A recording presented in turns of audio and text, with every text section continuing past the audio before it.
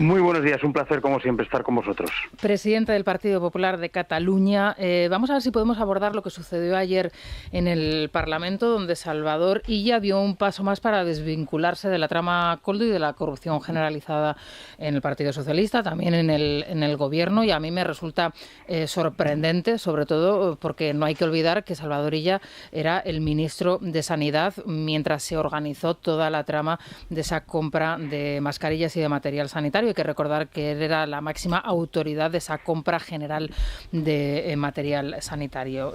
Parece imposible que no fuera consciente de lo que estaba sucediendo. ¿A usted le sorprende? Vamos a ver, y lo primero es que cuando se aborda una cuestión de estas características hay que hacer el mayor esfuerzo por ser riguroso. Ayer pasaron varias cosas. La primera es que los partidos separatistas decidieron ni siquiera preguntarle a ella, diciendo que eso españolizaba el debate catalán, ¿no? Es decir, hay una recuperación de una suerte de omertá. Es decir, no solamente están los pactos entre el Partido Socialista y el separatismo, sino que han decidido taparse mutuamente las vergüenzas. Eso lo pudimos comprobar ayer. Y efectivamente, antes de adjudicarle al señor Illa ningún delito, lo que nosotros le pedíamos eran explicaciones sobre algunas decisiones que tomó en su momento. Hay dos cruciales. La primera es cuando decide prohibir a las comunidades autónomas comprar mascarillas. Y la segunda es cuando habilita a Lama, Koldo y Ábalos y compañía a una empresa que habían montado ellos, que todos sabemos pues que era una empresa creada ex profeso para robar, y les dan la autorización para poder hacer UTEs de compra de material sanitario. El resultado de todo eso es ampliamente conocido. Hay un contrato de 361 millones de euros en mascarillas, de las cuales pues el 30% eran defectuosas y sin homologar. Nadie sabe muy bien qué pasó con el dinero aquel. Y por tanto el señor Illa como mínimo debería sonrojarse. Yo no soy juez, será la justicia la que determine la responsabilidad que él tiene. Es cierto que ningún juez le ha imputado a día de hoy ningún delito, pero hay dos cuestiones. El Parlamento de Cataluña no es un tribunal, el Parlamento de Cataluña es un parlamento, como eso es bastante obvio, y allí también se dirimen las responsabilidades políticas. Y yo ayer lo que le trasladé a Salvador Illa es que yo no le adjudicaba ninguna responsabilidad penal porque no soy un juez, pero desde luego sí la responsabilidad política. El informe de la UCO lo que señala es que en ese ministerio Koldo, Ábalos, Aldama, Cerdán y compañía campaban a sus anchas y se hicieron con el control absoluto de las contrataciones. Eso es ya indiscutible y por tanto ya no puede ponerse de perfil y decir que él, en fin, que pasaba por ahí. No, de hecho, es evidente que era el máximo dirigente. De hecho, el propio Illa reconoció en esa intervención en la comparecencia, en el interrogatorio en la comisión en el Senado, que él recibía a Koldo en el ministerio, ¿no? Sin embargo, ayer llamó la atención el hecho de que él se quisiese alejar de todos estos personajes que usted acaba de enumerar y que al mismo tiempo no descartase presentarse como acusación particular en el caso del cobro de comisiones en las obras que Adif adjudicó en Sant Feliu de Llobregat. Esto es una maniobra de distracción, es un distanciamiento de Sánchez, del sanchismo, es una estrategia. Yo ayer una de las cosas que a mí más me irrita de lo que está ocurriendo es la mentira burda, ¿no? Tanto Sánchez como Illa ahora pretenden hacernos creer que Koldo, Ábalos, Cerdán y compañía les han decepcionado y les han engañado, ¿no? Entonces, a mí eso me irrita especialmente porque yo se lo decía a Salvador Illa, que no hay más que verles las reminiscencias torrentianas de los personajes en su comportamiento, en sus modales, etcétera, para ver que no eran tres jóvenes idealistas, ingenuos, apasionados de Olof Palme que se afiliaron a las Juventudes Socialistas por idealismo, no. Son tres tipos muy chungos. Y que ahora digan que les engañaron, no, y les permitieron entrar hasta la cocina. Y hasta la cocina significa que les entregaron todo el sistema de contratación de material sanitario durante la pandemia. Y esa es una decisión que tomó aquel gobierno y de la cual Salvador Illa es políticamente responsable. Entonces ya puede ahora efectivamente hacer maniobras de distracción. Él, al final, lo acabas de comentar muy bien hace un momento, él reconoció en el Senado que se había reunido alguna vez con Koldo. La realidad es que su jefe de gabinete en otra comparecencia parlamentaria fue un poco más preciso y señaló que se habían producido 2 reuniones en el ministerio y una comida. La pregunta es, estamos hablando del momento en el que se tomaron las decisiones de contratación de material sanitario. ¿Qué cargo tenía Koldo para que se le reciba en un ministerio para hablar de contrataciones de material sanitario? No tenía ninguno. Bueno, pues era un modus operandi, porque realmente es que a Koldo le recibía a todo el mundo. Efectivamente, bueno, esto es lo que le decía yo ayer a Salvadorilla. O bien por omisión o bien por obediencia y servilismo al jefe, lo que es absolutamente indiscutible es que él, al final, dejó, como decía hace un momento, entrar hasta la cocina a toda esta trama, ¿no? Y que, pues eso, era la gente del jefe. Y él no tuvo pues ni el coraje político ni la decencia en este caso de decir, pues mira, aquí no vais a entrar porque esto es absolutamente irregular. Es más, hemos visto por los informes de la UCO, digamos que la relación incluso ya de no sé si de amistad, pero sí de cierta confianza que tenía el propio Koldo con algunas personas, como es el caso, por ejemplo, de Francina Armengol o la propia señora Pardo de Vera, ¿no? Lo hemos por los comentarios y por las conversaciones que tenían y las expresiones que utilizaba el propio Koldo, aunque ahora se quieran interpretar de otra manera o hacer ver de otra manera. ¿Quién es Chili? Bueno, al parecer es una ciudadana china, hoy presuntamente en búsqueda y captura, ha desaparecido. Eso en China puede tener muchos significados, no sé exactamente por dónde puede ir la cuestión, pero sí que es verdad que esta es la persona a la que se le adjudicaron las mascarillas.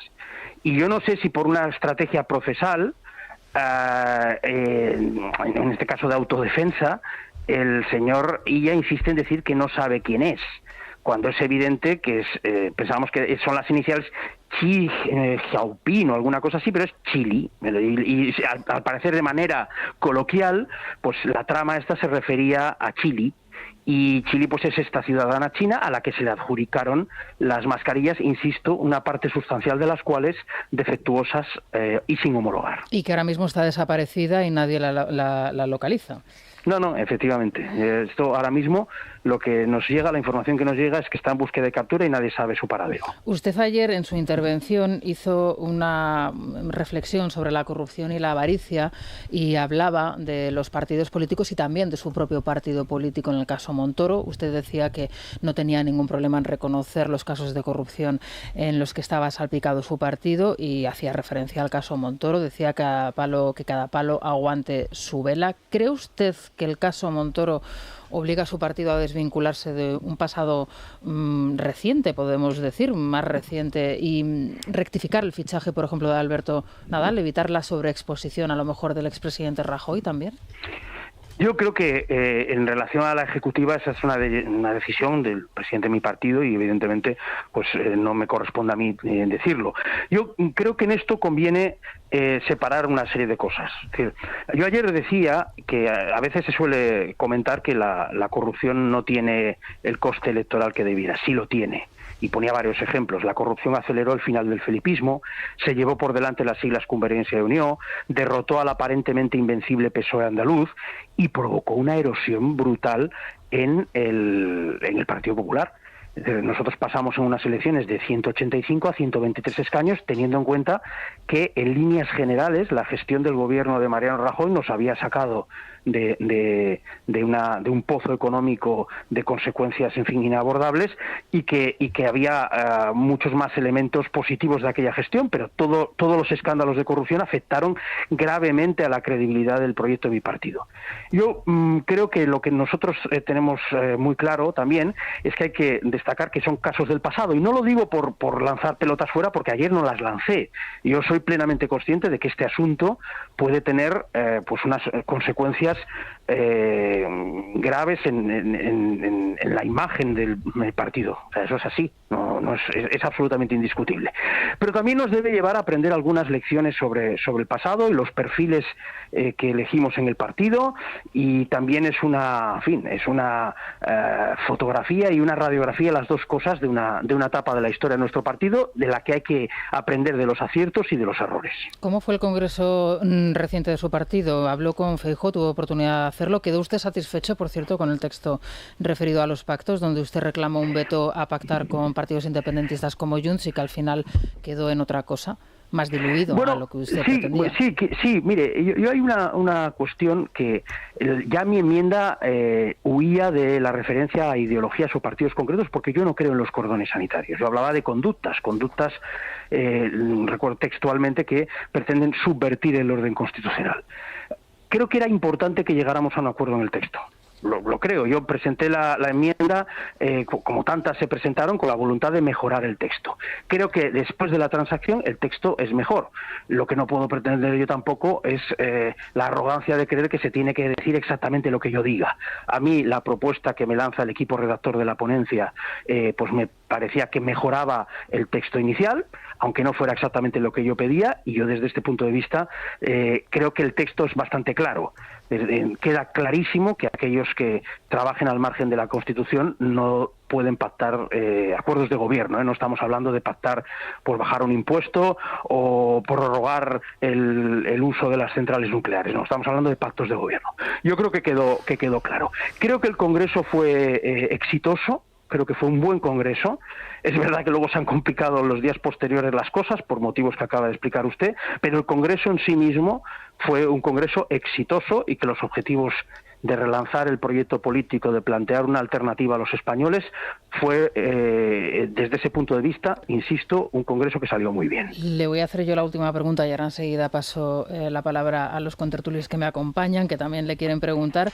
El presidente de Andalucía, el señor Juan Manuel Moreno, hace unos días en La Vanguardia, decía que Cataluña tiene un futuro interesante, que cree que Salvador Illa tiene un pacto con Esquerra que le va a condicionar, pero que también cree que Illa es pragmático y que realiza una política transversal, que es lo que él ve desde la distancia, y que cree que Cataluña está más serena y más fijada en la realidad. ¿Comparte usted esto que dijo en La Vanguardia el presidente andaluz?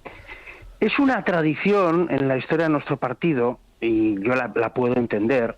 Yo muchas veces me refiero a ello como la nostalgia ochentera y noventera, ¿no? La idea de que cuando vas a Cataluña la manera de quedar más o menos bien o contentar a la gente pues es hacer un discurso conciliador con el nacionalismo, ¿no? Como si delante tuviéramos a Miquel Roca, Duran Lleida y compañía, y lo que tenemos es otra cosa, ¿no? Y esto pasa muy, muy a menudo, y es algo que evidentemente todo el mundo sabe qué opinión tengo yo al respecto, pero que como es algo que forma parte de la manera de expresarse de la gente cuando viene a Cataluña o cuando hace entrevistas relacionadas con Cataluña, me lo tomo con filosofía. O sea, ¿usted cree que es un efecto que tiene el acudir allí o el estar relacionado con los medios de allí, el efecto RACU, que es como lo denominamos aquí? Pues creo que es una expresión muy bien hallada. Ocurre, es una especie, pues bueno, pues yo lo entiendo, vas allí, crees que el discurso dominante es ese y que por lo tanto pues te amoldas un poquito a la cuestión. Yo tengo muy clara mi opinión al respecto. Efectivamente, hoy no se queman contenedores en Cataluña, pero no se queman contenedores en Cataluña porque se les ha dado a los que los quemaban todo lo que han pedido hasta ahora. El día que se les deje de dar, pues volverán a quemarlos probablemente. Entonces, no creo que el apaciguamiento y el ceder a un constante chantaje sea el camino para lograr la paz social. Si ese es el camino de la paz social, eso ya sabemos cómo acaba. Y es que el siguiente alzamiento será peor, más agresivo, y no habrá nadie enfrente para defenderse. Eso es lo que está pasando. Señor Illa está participando del desmantelamiento del Estado en Cataluña. Está participando, además, como piedra angular del sanchismo, porque no se puede entender Illa sin el sanchismo, ni el sanchismo sin Illa, está participando de una operación que pretende convertir por la puerta de atrás a España en una confederación plurinacional sin respetar la Constitución ni el espíritu de la transición. Eso es lo que está haciendo Illa. ¿Qué diferencia hay entre Illa y Sánchez? Pues que Illa es un señor educado, yo me refiero a él como el yerno ideal, yerno ideal salvo que le hagas oposición, entonces de vez en cuando le sale la ira, ¿no? Pero su comportamiento institucional no es faltón como el de Pedro Sánchez, pero el proyecto político que defienden es exactamente el mismo, que nadie se lleve a engaño, porque Illa cree que acudiendo a las recepciones institucionales de la corona y este tipo de cosas nos va a engañar. Pues no nos engaña. Ignacia de Panos. Sí, buenos días, Alejandro. Buenos días. Quería redundar en esta última pregunta que te ha hecho Rosana sobre este hipnotismo Godó del que tenemos tan nefasto recuerdo, porque como tú bien sabrás, cuando aquella famosa entrevista de Casado en RACU, la bajada de diputados del PP fue instantánea. Y ahora, con mayores posibilidades de voto a la derecha, incluyendo Alianza Catalana, aunque sea independentista, ¿no ves posible explicarle de alguna manera a los cargos importantes de tu partido que no se puede decir en Cataluña y desde La Vanguardia a los electores, a los votantes del PP en Cataluña, que ve a Cataluña más tranquila y más ordenada y que desde la distancia ve que ella está haciendo un trabajo transversal, que esto se vuelve estrictamente en contra del partido, porque esto genera en el votante o simpatizante del partido en Cataluña un tremendo cansancio y hartazgo? O sea, ¿cómo es posible evitar, y ya con esto termino, este fatal encantamiento por caerle bien al conde y a la esfera del conde?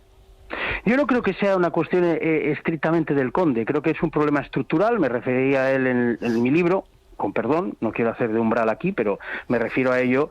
Creo que ha ocurrido siempre, es decir, la manera de afrontar la cuestión catalana, muchas veces ha habido una tendencia mayor a intentar pastelear históricamente con el nacionalismo, a construir una alternativa moral, ideológica y política a la izquierda y al nacionalismo en Cataluña, que son las dos cosas. El Partido Popular en Cataluña crece cuando se muestra como una alternativa útil y combativa contra la izquierda y el nacionalismo. Las dos.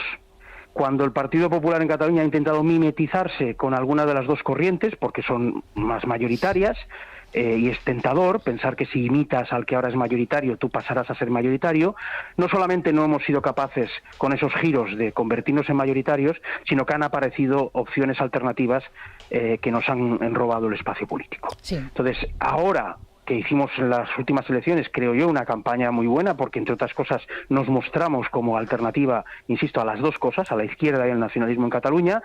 Creo que tenemos que profundizar en esa línea. Y respondiendo a lo que decía Rosana, pues sí, más allá pues de algunos detalles y del debate mediático que sé que se genera, hoy la sintonía entre la dirección del Partido Nacional y de la dirección en Cataluña es total sobre el proyecto político que tenemos que seguir desarrollando. Pablo Planas, desde Barcelona, también le quería preguntar, Alejandro. Hola, buenos días, señor Fernández. ¿Cuánto tiempo? Ayer en el debate en el Parlamento, en su turno de réplica, hablaba usted del oasis catalán, de que se estaba reproduciendo el oasis catalán, que había una cierta, creí entender, que había una cierta entente entre el Partido Socialista, Illa, y el independentismo, y que esa entente incluía a Junts, en la idea de pues taparse los unos a los otros y establecer lo que fue la Cataluña en la que se robaba manos llenas durante el puyolismo, ¿no? A lo mejor esa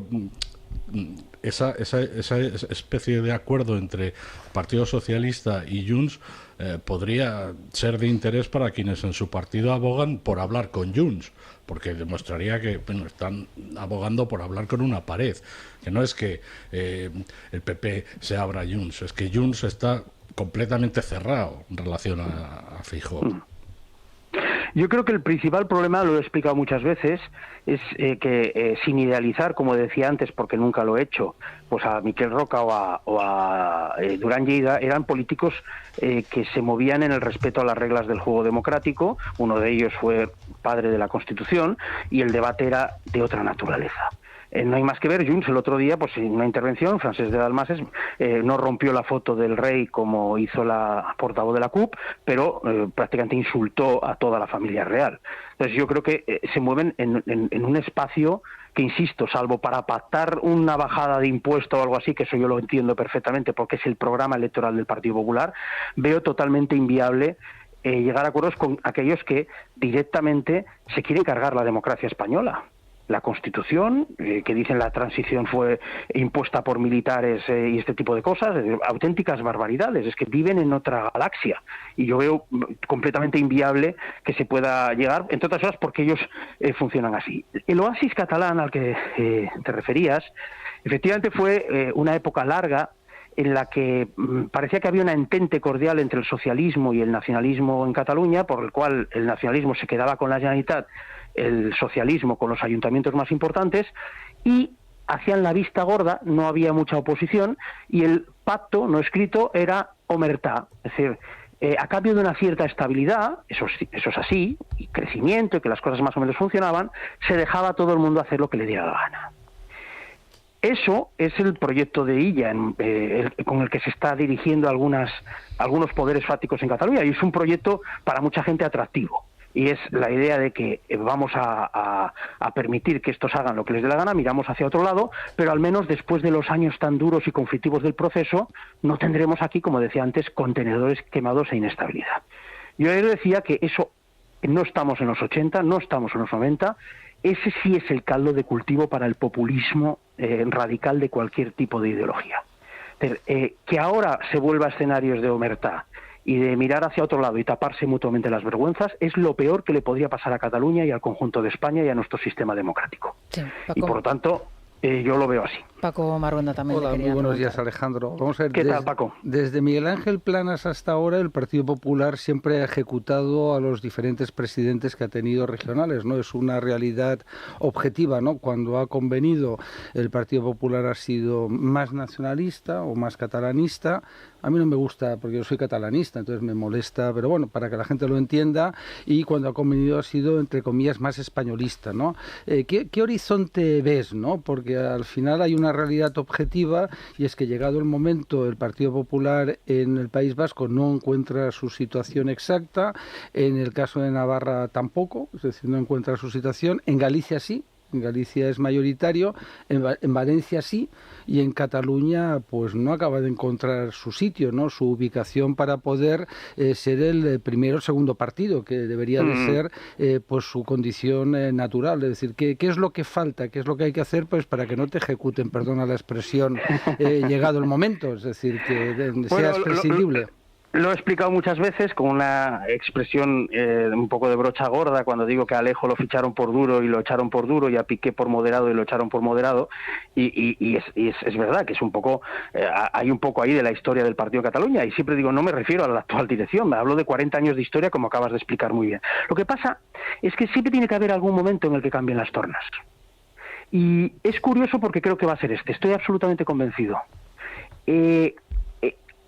Si hacemos durante 40 años lo mismo y no funciona, no podemos esperar resultados distintos si seguimos haciendo lo mismo. Si supeditamos constantemente el proyecto del Partido Popular de Cataluña a las necesidades coyunturales de otros sitios, nunca se podrá construir un proyecto ganador y que sea percibido pues por la sociedad catalana como un proyecto útil. Muchas veces explico que los proyectos que en Cataluña han funcionado han sido siempre locales, porque no estaban sometidos a esas dinámicas perversas de dependencia de la política nacional, etcétera, etcétera.